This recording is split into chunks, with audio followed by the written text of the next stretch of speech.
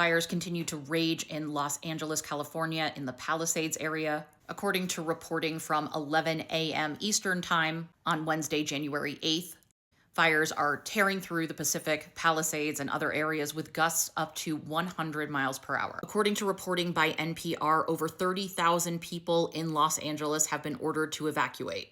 This thing is moving fast. This thing is scary. This is an unprecedented weather event, and we are going to keep seeing more of those because we are simply not prepared for the devastating impact of climate change. There's a ton of great reporting you can get on the fires raging right now from PBS, NPR. I believe the Los Angeles Times has no paywall up for their reporting on the fire, so definitely go check that out. But I want to talk about some events surrounding this fire, some things that have led up to this wildfire that have made things undoubtedly worse. First of all, let's just talk about who fights wildfires in California.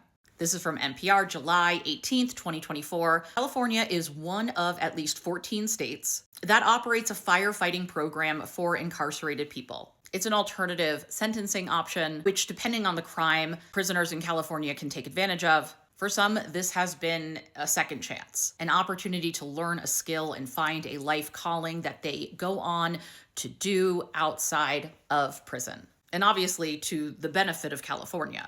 Interestingly, though, this piece comes out in July of 2024. A few days earlier, a story in the Los Angeles Times comes out to discuss how California agencies are seeing a decline in inmate firefighter numbers. Two of the reasons given are COVID-19 and prison reform. From the article, quote, depending on the year, inmate fire crews account for as much as 30% of the state's wildfire force and are typically paid $5.80 to $10.24 per day by the Corrections Department. And they get a whole extra $1 per hour from CAL FIRE when responding to a disaster. According to ZipRecruiter, if you take the average annual salary of a firefighter in California, which of course is going to vary depending on area and experience, it's almost $59,000 a year, which makes the hourly rate around $28 an hour. So inmate firefighters are making a significant amount less to risk their lives. As a brief aside, this book came out 15 years ago, but it's still relevant and it's a great read. It's called The New Jim Crow by Michelle Alexander. The book focuses on the war on drugs from the 80s, the rise of a militarized police force targeting mostly Black and brown communities and giving different sets of penalties to crack versus cocaine. Cocaine was more of the white drug. And we can't put those prep school boys in jail. They gotta run financial institutions one day. This is just another evolution of how the United States makes money off of Black and brown people through privatized prisons and also being able to use them for slave labor. After slavery was abolished in the United States and the backlash to the Reconstruction era, many former enslaved people and their ancestors found work as sharecroppers, which essentially saw enslaved people working on a landowner's land in exchange for a share of the crop produced. So essentially renting the land and living on the land and giving a portion of their harvest to the landowner.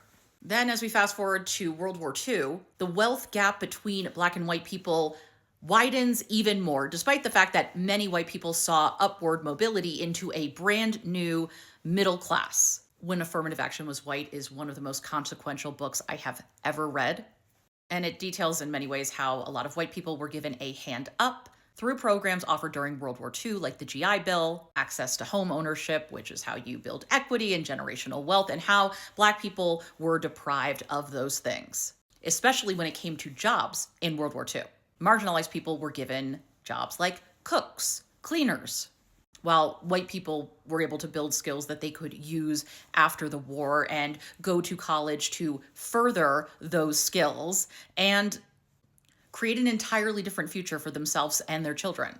Since there is a need for cheap labor, which is why it's good for capitalism for the prison population to expand so it can be exploited. Which brings us to the incarcerated firefighters. The labor is cheap. For some people, it is the best alternative. It's only really giving a specific skill set, though, and one that is incredibly dangerous. And yeah, prison reform is going to hopefully reduce the number of sentences and people in jail, which isn't good for programs like this. But you know what else isn't good?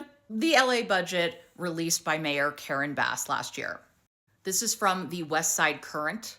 They are a small independent publication, so it might be worthwhile to check it out and donate to them, especially if you live in the area. The budget included $242 million in cuts. Among them, an increase of more than $138 million to the LAPD, and a decrease of $23 million to the fire department. In an era where we're starting to see more once-in-a-lifetime weather events, which really we probably should stop saying once in a lifetime at this point, why would you cut funding to the fire department? As West Side Current reports, LAPD's combined funding from the federal, state, other funding sources is about $3.3 billion with a B. We will not know the long-term impacts of these fires for a long time, but we do know that many, many residents have lost their homes.